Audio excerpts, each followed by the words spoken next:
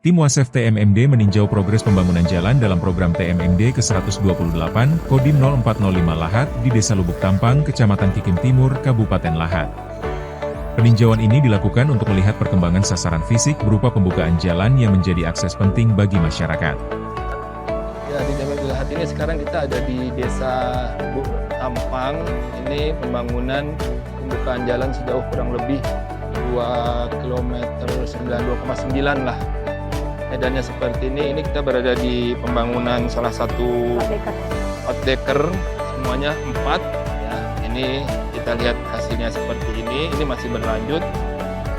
Ini memotong tanah masyarakat, saya menggunakan jalur ini untuk transportasi masyarakat juga. Memang kondisinya ya baru buka jalan ini, mungkin berikutnya akan dibangun jalan yang lebih baik lagi. Hanya ini pembuka saja dengan 4 plat decker ini.